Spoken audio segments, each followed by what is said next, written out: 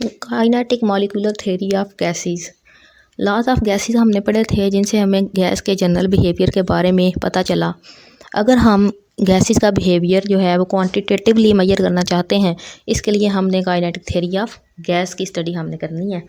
Kinetic theory gas की सबसे पहले 1738 में बर्नौली ने दी थी, और इसने कहा था कि जो गैस का प्रेशर होता है वो गैस के मॉलिक्यूल्स की आपस में कोलिजन की वजह से होता है। ये इसने एक पोस्टुलेट दिया, जिससे इसने काइनेटिक थ्योरी ऑफ गैस की बुनियाद रखी।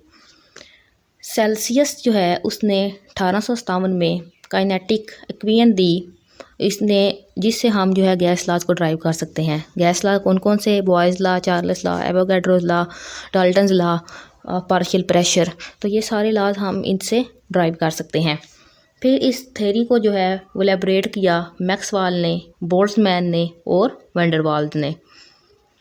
तो सबसे पहले देखें कि इसके पोस्टुलेट्स क्या हैं काइनेटिक मॉलिक्यूलर थ्योरी के, और इसकी जो मैथमेटिकल फॉर्म होती है वो कौन सी होती है। That is PV is equal to 1/3 MnC bar square. इसको हम बाद में डिस्कस करेंगे। सबसे पहले आप इसके पोस्टुलेट्स देख लें। तो मेरी पर्सनल ट्रिक ये है इन पोस्टुलेट्स को याद रखने की, वो है आप ये दो वर्ड जो है याद रख लें, TCS and fan. TCS fan. TCS mean T for the molecules of gas are tiny particles. C is that they collide with among themselves and with wall of vessel. S mean all the molecules of gas are separated from each other. F mean there is force of gravity. ठीक है, force of gravity have no influence on gas molecules. What is A? A mean the actual volume of the gas is negligible as compared to the volume of vessel. What is N? N mean no attraction of force is present between the molecules of gas.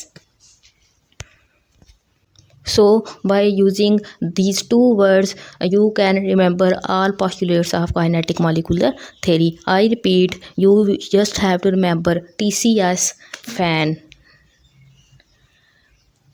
Now we discussed that PV is equal to 1/3 MnC bar square. What is P here? P is the pressure of gas, V is the volume of gas, M is the mass of all molecules, N is also the number of molecules, C bar square is the mean square velocity of gas molecule.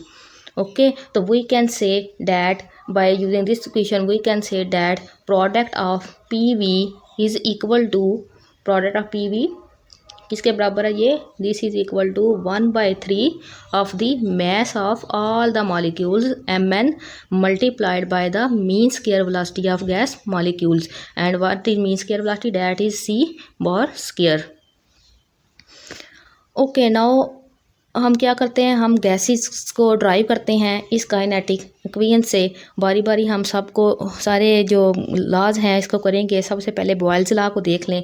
तो Boyle's law हमें क्या कहता है? Boyle's law ने हमें बताया था that volume of a gas is देखा आपने लापरवाही का नतीजा है। फिर we put volume of a gas is inversely proportional to pressure of a gas. So we can say that PV, product of PV is equal to constant. We have to derive this one. Okay तो इसके लिए हम क्या करेंगे, हमें पता है कि काइनेटिक एनर्जी जो होती है वो किसके बराबर होती है? Half MnC square is equal to KT। ये काइनेटिक एनर्जी के बराबर होती है। और जो हमारे पास काइनेटिक इक्वेशन है गैसेस की, that is equal to PV is equal to 1/3 MnC bar square. तो अगर हम इन दोनों को जो है वो हम इकट्ठा कर लें तो क्या हम ऐसे लिख सकते हैं? PV is equal to 2/3 half MnC bar square. जी हाँ, तो अगर हम क्या करें, फर्स्ट इक्वेशन में देखें कि हाफ MnC स्क्वायर किसके बराबर है? KT के। तो क्या हम यहाँ पे जो है इस इक्वेशन में KT पुट कर सकते हैं? जी हाँ, इसकी जगह हम यहाँ पे KT लिख लेंगे। ओके, तो हमारे पास जो है अगर हम कहते हैं कि सिंस 2/3 KT जो है ये किसके बराबर है? K1 के बराबर है। तो इसको हम इस तरह भी लिख सकते हैं PV is equal to K1T। अगर हम क्या करें, टेम्परेचर को कांस्टेंट रख दें। अगर यहाँ पे ये T है, दिस इज टेम्परेचर, इसको अगर हम कांस्टेंट कर देते हैं तो हमारे पास बॉयल्स लॉ की ये ड्राइव्ड फॉर्म यहाँ पे आ जाती है, PV is equal to K और कांस्टेंट। चार्ल्स लॉ की बात करें तो आपको पता है चार्ल्स लॉ कहता है volume of a gas is directly proportional to temperature और PV is equal to K1T। Okay, ये पिछली हमने जो बॉयल्स लॉ से हमने ड्राइव की थी, PV = K1T, ये हमने वहाँ से ली। अगर हमको इंटरचेंज इसको कर लेते हैं कि टेम्परेचर जो है वो इस लेफ़्ट साइड पे आ जाए और जो प्रेशर है उसको हम राइट साइड पे ले आते हैं, तो इस तरह की हमारे पास फॉर्म जो है वो एक बन जाती है। जहाँ पे अगर हम प्रेशर को कांस्टेंट कर दें तो हमारे पास क्या आ जाएगा, V/T = कांस्टेंट। पढ़ाई लिखाई में ध्यान लगाओ। एवोगाड्रोस लॉ हम ड्राइव करने जा रहे हैं।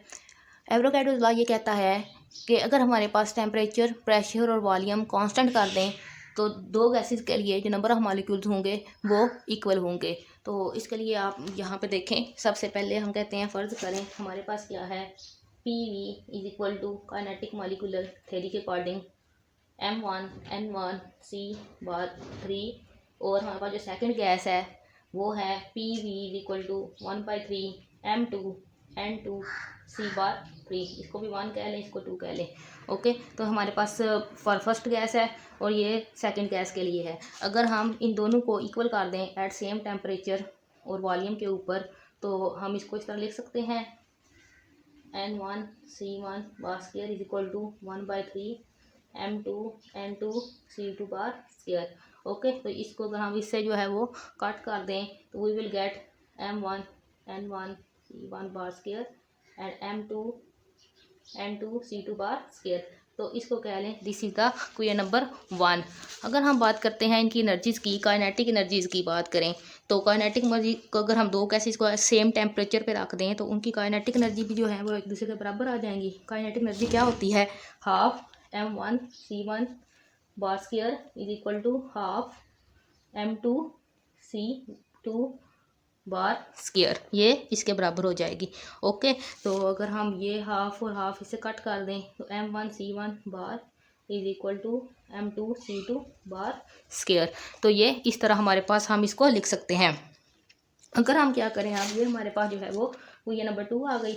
अगर हम फर्स्ट को सेकंड से डिवाइड कर दें, M1 फर्स्ट क्या थी, M1 N1 C1/2 okay = M2 N2 C2/2। ये इसको अगर हम इससे डिवाइड कर दें तो this one and hair M2 C2/2, तो ये M1 इस M1 से कट हो गया, ये इसे कट जाएगा, सेम ये कट जाएगा, तो हमारे पास क्या आ जाएगा, N1 = N2। ठीक है, तो इससे हमारे पास क्या प्रूव हुआ कि अगर हमारे पास सेम दो गैसेस हों और वो सेम टेम्परेचर पे हों, सेम प्रेशर पे हों और सेम वॉल्यूम पे हों, यानी कि तीनों चीज़ों को अगर हम कांस्टेंट कर दें तो हमारे पास नंबर ऑफ़ मॉलिक्यूल्स उन गैसेस के वो सेम हो जाएंगे।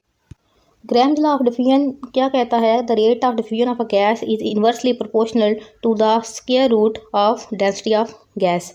तो अगर हम n is the number of molecules हैं, तो अगर हम एक मोल गैस के लिए देखें तो ये Na, इसको हम लिख सकते हैं। तो काइनेटिक इक्वेशन जो है हमारे पास इस तरह हो जाएगी, n की जगह हमने Na पुट कर लिया। इसको हम kinetic equation for 1 mole of gas के लिए भी कह सकते हैं। तो हमें पता है मोल क्या होता है, मोल होता है मैस ओवर मोलर मैस। तो मोलर मैस किसका क्या होगा, वो मोल्स और मैस का प्रोडक्ट हो जाएगा। तो इसकी जगह पे अगर हम MNA की जगह पे हम क्या लिख लें, इसको रिप्लेस कर देंगे मोलर मैस से, तो हमारे पास kinetic equation for 1 mole of ideal gas इस तरह आ जाएगी। अगर हम इसको रीअरेंज कर लें, रूट मीन स्क्वायर, हम ये जो हमारे पास वेलोसिटी है इसको हम साइड पे कर लें, तो इसको हम इस तरह लिख सकते हैं 3PV/m, या फिर हम वॉल्यूम को अगर जो है वो अंडर यहाँ पे नीचे ले आए तो 3P/m/v आ जाएगा। सिंस जो डेंसिटी होती है वो क्या होती है, m/v, मैस ओवर वॉल्यूम के बराबर होती है, तो हम इसको लिख सकते हैं 3P/d। अब अगर हम क्या करें, इन दोनों साइड पे जो है वो स्क्वायर रूट ले लें, तो स्क्वायर रूट लेने के बाद हमारे पास क्या आ जाएगा, इस तरह की फॉर्म आ जाती है। ये पता है हमारे ये क्या होता है, square root of mean square velocity it is simply the rate of diffusion of a gas. इसको हम R भी लिख सकते हैं। तो R जो होगा वो किसके बराबर हो जाएगा, स्क्वायर रूट ऑफ 3P/d, और इसको हम प्रेशर को अगर हम कांस्टेंट कर दें तो हमारे पास जो है इस तरह की फॉर्म जो है वो आ जाएगी। This is the Graham's law of diffusion of gas, rate is inversely proportional to the density of a gas. Okay, molecular velocities, there are 3 types of molecular velocities, root mean square velocity, average velocity, most probable velocity. सबसे पहले देखें कि root mean square velocity क्या होती है। Root mean square velocity जो है इसको अगर हम ड्राइव करें तो ये बराबर होती है 1.732 square root of RT/m। Average velocity देखें तो इसको हम मीन वेलोसिटी भी कहते हैं। ये बराबर होती है, इसको C बार से डिनोट करते हैं और ये बराबर होती है 1.59 स्क्वायर रूट ऑफ RT/m के। मोस्ट प्रोबेबल वेलोसिटी क्या होती है कि किसी भी टेम्परेचर पर ज़्यादातर मॉलिक्यूल्स की जो वेलोसिटी होती है उसको हम मोस्ट प्रोबेबल वेलोसिटी कहते हैं। इसको हम CMP से डिनोट करते हैं। ये किसके बराबर होती है 1.414 square root of RT/m। Comparison देखें अगर तीनों वेलोसिटीज़ का, तो जो रूट मीन स्क्वायर वेलोसिटी है वो उसकी हाईएस्ट वैल्यू होती है, डैट इज़ 1.732। जो हमारे पास दूसरी वेलोसिटी है एवरेज वेलोसिटी, इसकी होती है वैल्यू 1.59 और जो मोस्ट प्रोबेबल वेलोसिटी होती है इसकी वैल्यू होती है सबसे लोवेस्ट जो कि 4.14 है। तो ये MCQs के लिए जो है वो बहुत इम्पोर्टेंट है एक इन्फॉर्मेशन के हाईएस्ट वैल्यू जो है वो किसकी होती है रूट मीन स्क्वायर वेलोसिटी की, और लोवेस्ट वैल्यू किसकी होती है वो होती है मोस्ट प्रोबेबल वेलोसिटी की।